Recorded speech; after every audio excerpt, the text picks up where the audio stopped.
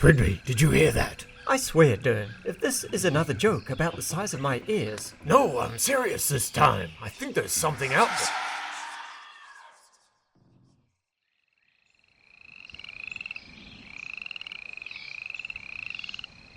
And that's what happens when you mess around in the Swamp of Souls. It's an adventure I'm writing and illustrating with my partner Lena. In this adventure you're going to be helping a peaceful village of heron folk reclaim their lost lands and stop the creeping corruption that's coming from the swamp's depths. All the while dealing with the different factions and dangers you'll face in this twisted and unique biome.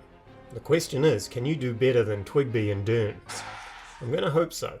Now the swamp is just a small corner of my ever-growing world that I've called Winter's Edge. Maybe the party first landed in the pirate shantytown of yore, ruled over by the mysterious Chris King and his ever-watchful Kriska. I've written an entire book set in this town alone, and you can listen to it on my channel under Whisp Tales, as I illustrate each chapter. Maybe the party then heads out from yore, along the long road, and spends a night at the Halfway Inn, a lonely roadside tavern where they spend a horrifying night dealing with a mercenary cult and all that they bring with them. This was my first successful Kickstarter adventure. From there, maybe they make their way north, past the great walled city of Rulorn and on to Wildgate, a makeshift adventuring town where the party hopes to catch the eye of a wealthy patron or two who can fund their expeditions into the wildlands. Then it's into the wildlands, heading out on a yakworm convoy, hoping to uncover lost relics in the abandoned frozen cities left behind when the snow and ice returned. Maybe you will even find the fabled tomb of Husker Toll, the frost giant warlord who once ruled over all of these lands. Eventually, your party will make its way to the swamp, curious about the tales of a well-paying fishing village, looking for adventurers.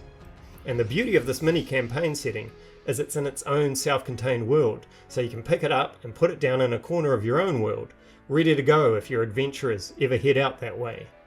So if you're into world building, concept art, game design, and art processes and techniques, then this just might be the place for you. I love this stuff. Ever since I was a 10-year-old kid writing adventures for my friends and illustrating their characters, this was my happy place. I drifted away from it, became an adult, 5 years in retail, 10 years in the bank, but I always tried to get back to it, tried to become an illustrator, and failed many times. I was very lucky to have a safety net of good friends and a good mum that would look after me whenever I fell and help me get back on my feet. I came close to giving up on this happy place, but then the world changed really. The dragons came back. Role-playing games, board games, video games suddenly bloomed. People were making them. People that didn't need publishers anymore and were making their own projects. And suddenly the world needed illustrators again. This here is my first magic card that I ever illustrated, and it's still my favourite. Mainly because I reference myself in it, and I like to think of myself out there as a half-elf rogue, still trying to find his way through Baldur's Gate, carving out his own niche in that world.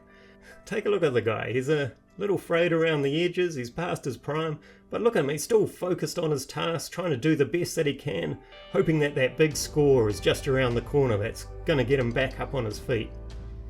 This guy reminds me of me a few years ago, and you're going to do alright, mate. So, now I've made it to my happy place, and I'm doing what I love. But there are dangers ahead, of course. AI might come and take this all away. But I still think there's a place for humans to tell humans their own stories and to share in a handcrafted process. And that's what I'm trying to do, show you what I do behind the scenes and how I put together an adventure. And I'd love to share that with you. So if you'd like to see more, check out all the links below, and I hope to see you in the next episode. Bye.